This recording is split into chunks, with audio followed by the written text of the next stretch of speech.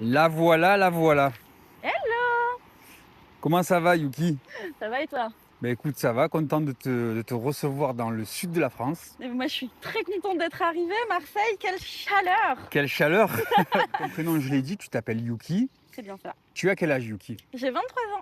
23 ans, d'accord? Et tu fais quoi de beau dans la vie?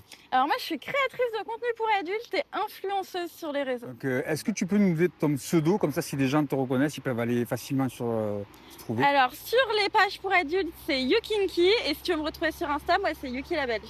Tu parlais de Marseille, mais tu n'es pas du tout de Marseille, ni d'ailleurs Je de suis la pas France. française, moi.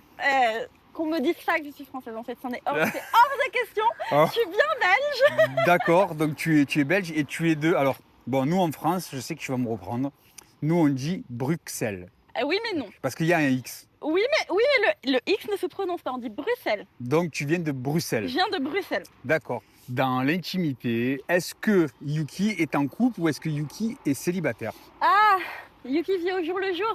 J'ai des petites aventures, je vois des mecs de temps en temps, même assez souvent, mais je me considère pas vraiment comme on. Je vis des jolies histoires avec des jolis sentiments. Enfin, tu es capable mentalement et psychologiquement d'être polyamoureuse.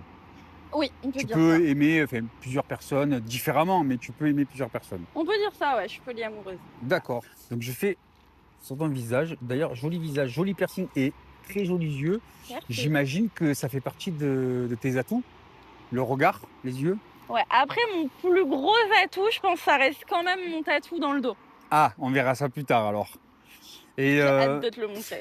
donc je regarde un peu comment tu es vêtu, petite robe, petite basket, sympa. Et cette chevelure de feu rousse. Est-ce que c'est ta vraie couleur de cheveux d'ailleurs? Ou on garde le secret? On garde le secret. On garde le secret. Je n'en dirai rien. Alors, on va rester sur le côté, on va dire, hétéro, dans le sens où aujourd'hui c'est une scène avec une personne de sexe mâle, voilà. Oui. Ton homme idéal, entre guillemets. Physiquement, il serait comment?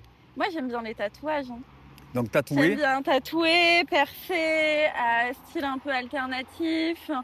En fait, j'ai pas de physique particulier en termes de je veux qu'il ait les cheveux bruns, je veux qu'il soit grand, je veux qu'il soit petit. Moi, j'aime les mecs qui ont du style, de la personnalité et qui ressemblent pas à tout le monde en fait. c'est beaucoup les hommes qui se posent ce genre de questions, les hommes hétéros. Mhm. Est-ce que la taille du sexe est importante pour toi, Yuki? Oui et non. Non de manière générale parce qu'il suffit de savoir s'en servir, mais oui parce que les personnes qui ont des trop grands pénis, parce que je sais que ça peut vite me faire mal, il faut plus de temps de préparation et tout, et je peux trouver ça un peu relou. Alors qu'une taille moyenne, c'est bon, ça passe, ça peut te prendre, te baiser dans tous les coins, il n'y a pas de souci. Donc oui, au moins tu es sûr d'être rassasié et de pouvoir le faire plusieurs fois, etc. Ouais, c'est ça, vraiment, c'est rapide, c'est bien. Pour faire des gorges profondes, je peux faire des gorges profondes complètes, il n'y a pas de souci.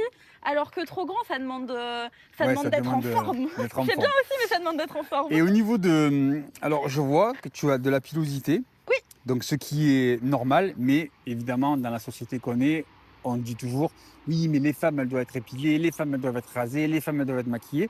Alors, si tu avais un message à passer aux femmes qui, justement, aimeraient se laisser pousser les poils, mais qui pensent aux autres, si tu as un Mais message à leur passer, ça serait quoi? laissez votre flemme parler. C'est chiant de s'épiler. Ça prend du temps, ça fait des boutons, c'est relou.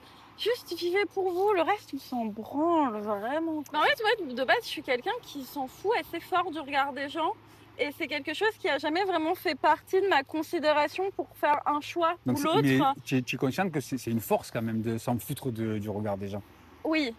Bah en fait, à la fois, oui, j'ai conscience parce que je vois bien les gens autour de moi qui me disent mais waouh, comment tu fais?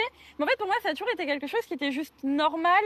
En fait, je trouvais ça trop triste de vivre pour le regard des autres alors que bah je suis la seule à vivre et à ressentir. Oui, au final, et c'est ton corps, c'est tes choix et voilà. il n'y a C'est ça. personne qui a rien à dire.